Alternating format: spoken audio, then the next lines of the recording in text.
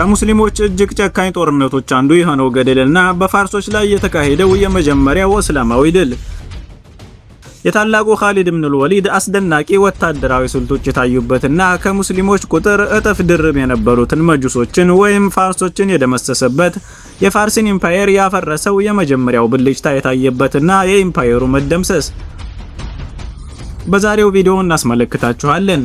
በቅድሚያ ግን ቪዲዮ ላይክ፣ ቻናሉን ሰብስክራይብ በማድረግ እንድትጀምሩት በአክብሮት እንጠይቃለን። የነብዩ ሰለላሁ ዐለይሂ ወሰለም እረፍትን ተከትሎ አብዛኛው የአረብ ልሳነ ምድር ነዋሪ ከእስልምና ሃይማኖት ወጣ። በኸሊፋው አቡበክር ረዲየላሁ ዐንሁ መሪነት በከዱ ጎሳዎች ላይ የተካሄደው የሪዳ ወይም የክህደት ጦርነቶችና ወታደራዊ ዘመቻዎች ለሙስሊሙ ጦር ትልቅ ዝግጅት ነበሩ። ወደፊት ለሚመጡት ጠንካራ እስላማዊ ድሎች ጦሩን አበቃው።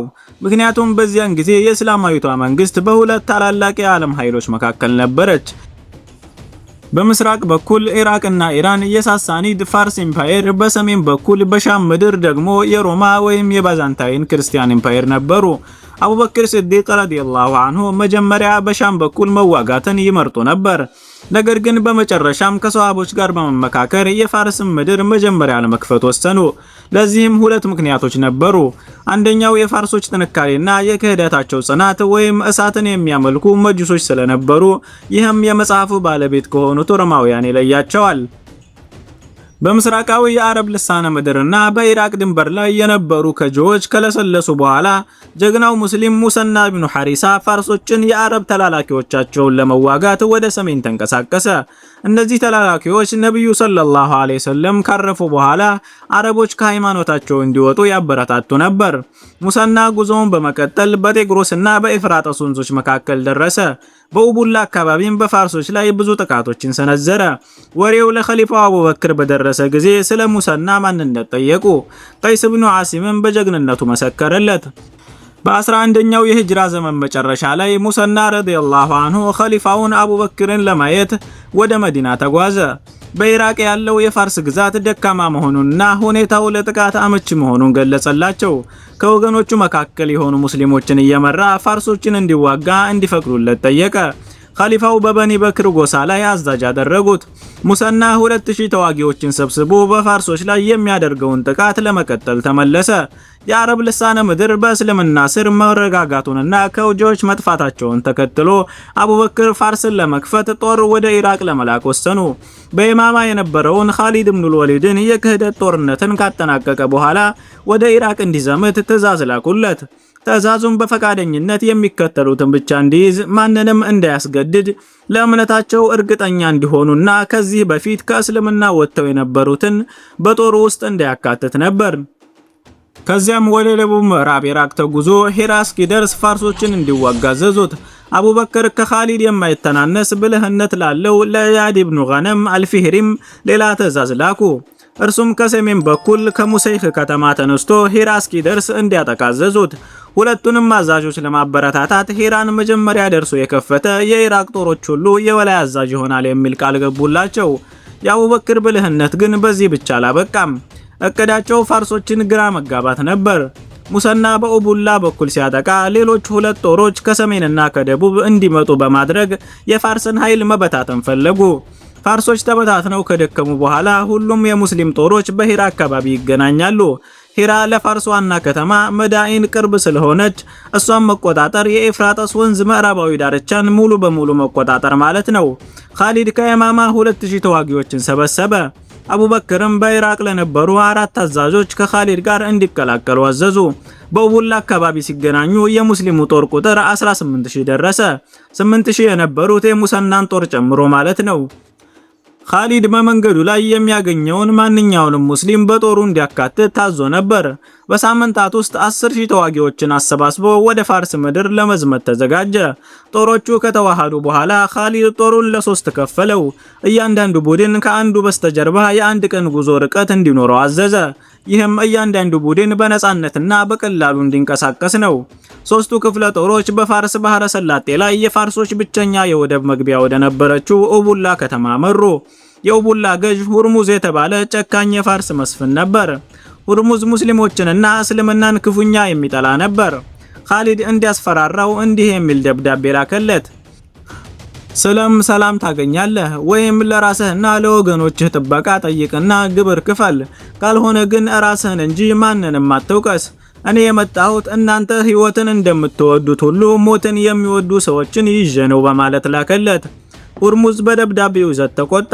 አንገትህን ከመቁረጤ በፊት ከፊቴ ጥፋ ብሎ መልእክተኛውን አባረረው። ሁርሙዝ 40 ሺህ ጦር አዘጋጅቶ በኡቡላ አቅራቢያ ወደምትገኘው ካዚማ መራ። ካዚማ ሙስሊሞች ኡቡላ ለመድረስ የግድ ሊያርፉባት የሚገኝ ቦታ ነበር። ሁርሙዝ ሙስሊሞችን በድንገት አጥቅቶ ወጥመድ ውስጥ ለመክተት አቅዶ ነበር። ጦሩን በቀኝ በግራና በመሃል አደራጀ። በዚያን ጊዜ የፋርሶች ልማድ እንደነበረው ወታደሮቹ በውጊያው እንዲጸኑና ማንም እንዳይሸሽ እግሮቻቸውን በሰንሰለት አሰሩ።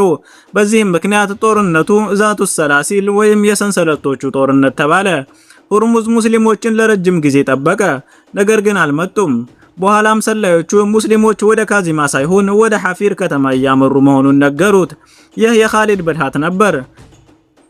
ኻሊድ የፋርሶች ትጥቅ ከባድ መሆኑን፣ መላ አካላቸው በብረት የተሸፈነ መሆኑንና በብዛት ሆነው ሲዋጉ ጠንካራ መሆናቸውን ያውቅ ነበር። ነገር ግን ትልቁ ድክመታቸው በከባድ ትጥቃቸውና በሰንሰለቱ ምክንያት መንቀሳቀስ አለመቻላቸው ነበር። ሙስሊሞች ግን በፈረሶቻቸው ላይ ፈጣንና ቀልጣፋ ነበሩ። ኻሊድ ይህንን ድክመት ተጠቀመበት። ፋርሶችን ካዚማ እንዲጠብቁ አድርጎ እርሱ ግን ወደ ሐፊር ሄደ። ሁርሙዝ ይህንን ሲሰማ ኡቡላ እንዳይያዝበት በመስጋት ጦሩን በከፍተኛ ፍጥነት ወደ ሐፊር እንዲጓዝ አዘዘ። ይህ ጉዞ ለፋርሶች እጅግ አድካሚ ነበር። ፋርሶች ሐፊር ሲደርሱ እጅግ ደክመው ነበር። ይህ ደግሞ የኻሊድ እቅድ ነበር። ሐፊር ሲደርሱ ግን ሙስሊሞች እዚህ አልነበሩም፣ ወደ ካዚማ ተመልሰዋል። ሁርሙዝ በድጋሜ ተቆጥቶ ጦሩን ወደ ካዚማ እንዲመለስ አዘዘ። ፋርሶች በጦርነቱ ሜዳ ሳይደርሱ በጉዞው ደክመው አለቁ። ካዚማ ሲደርሱ ሁርሙዝ እረፍት እንኳን ሳይሰጣቸው ሰልፍ እንዲይዙ የፊት መስመር ተዋጊዎች በጠንካራ ሰንሰለት እንዲያስሩ አዘዘ። ጦርነቱ ከመጀመሩ በፊት ለፋርስ ንጉስ ለኪስራ የእርዳታ ጥያቄ ላከ። ፋርሶች የኢራቅን ምድር በሚገባ ስለሚያውቁ የውሃ መገኛ ቦታዎችን ቀድመው ያዙ። የኤፍራጦስ ወንዝ ከጀርባቸው አደረጉ። ይህም ሙስሊሞች ውሃ እንዳያገኙ ለማድረግ ነበር። ነገር ግን ይህ የሙስሊሞችን ወኔ ይበልጥ ቀሰቀሰው። ኻሊድ ንግግር አደረገላቸው። በአላህ ይሁንብኝ፣ ውሃው ይበልጥ ለታገሰውና ይበልጥ ለተከበረው ወገን ይሆናል አላቸው። ወዲያውም በአላህ ትእዛዝ በሙስሊሞች ካምፕ ላይ ዝናብ ዘነበና እስኪ ጠግቡ ድረስ ጠጡ። ኻሊድ ጦሩን ለሶስት ከፈለ። መሃሉን እርሱ መራ። ቀኙን በአሲም ኢብኑ ዑመር፣ ግራውን በአዲይ ኢብኑ ሐቲም መሪነት አደረገ። ጦርነቱ በልማዱ መሰረት በአዛዦች ፍልሚያ ተጀመረ። ሁርሙዝ በትዕቢት ወደፊት ወጣና ኻሊድን ለፍልሚያ ጠራ። ነገር ግን ይህ ተንኮል ነበር። ሁርሙዝ ኻሊድን ማሸነፍ እንደማይችል ስላወቀ ፍልሚያው ሲጀመር በድንገት ዘለው የሚገቡና ኻሊድን የሚገድሉ ጀግና ተዋጊዎችን ከፊት መስመር አዘጋጅቶ ነበር። ፍልሚያው ተጀመረ። ኻሊድ ሁርሙዝን ከመሬት ጋር አጣበቀው። ወዲያው የሁርሙዝ ተኳሾች በኻሊድ ላይ ዘለሉ። ኻሊድ ያለ ጋሻና ሰይፍ ተከበበ። ነገር ግን ቃቃ ኢብኑ አምር ሁኔታውን በንቃት ይከታተል ነበር። እንደ መብረቅ ተወርውሮ ከመካከላቸው ሶስቱን ገደለ። ኻሊድም ሁርሙዝን ወዲያውኑ አረደው። ሙስሊሞች አላሁ አክበር በማለት ድምጻቸውን አሰሙ። የፋርሶች ወኔ ተሰበረ። ኻሊድ ወዲያውኑ ጥቃት እንዲጀመር አዘዘ። ሙስሊሞች እንደ አንበሳ ተከመሩባቸው። ፋርሶች በብዛታቸውና በትጥቃቸው ለመመከት ቢሞክሩም በሰንሰለት መታሰራቸውና መድከማቸው ጠቀማቸው። የፋርስ ጦር መበታተን ጀመረ። የኋላው ክፍል ሲሸሽ የፊተኛው የሰንሰለት የታሰረው ክፍል ግን መሸሽ አልቻለም። የሙስሊሞች ኪሳራ በጣም አነስተኛ ነበር። ይህ በፋርስ ላይ የተመዘገበ የመጀመሪያው ታላቅ ድል ሆነ። ነገር ግን ጦርነቱ በዚህ አላበቃም። ምክንያቱም ቀጣዩ ግብ ኡቡላን መክፈት ነበር። የሁርሙዝ ጦር ተረፈ ምርቶች ወደ ኡቡላ ሸሽተው ለቃራን ኢብኑ ቁርባስ ንጉሱ ለኡቡላ ጥበቃ የላከው አዛዥ የሆነውን ሁሉ ነገሩት። ቃራን በንድጋጤ ተዋጠ። ቃራን ሙስሊሞችን ከከተማ ውጭ ለመግጠም ወሰነና በመዘር አካባቢ ተገናኙ። በዚያም ለሙስሊሞች ድል ቀናቸው። የዛሬውን ታሪካችን በዚሁ አበቃን። ቪዲዮ ከተመቻችሁ ላይክ፣ ቻናሉን ደግሞ ሰብስክራይብ በማድረግ ሐሳብ አስተያየታችሁን ኮሜንት ላይ አስቀምጡልን።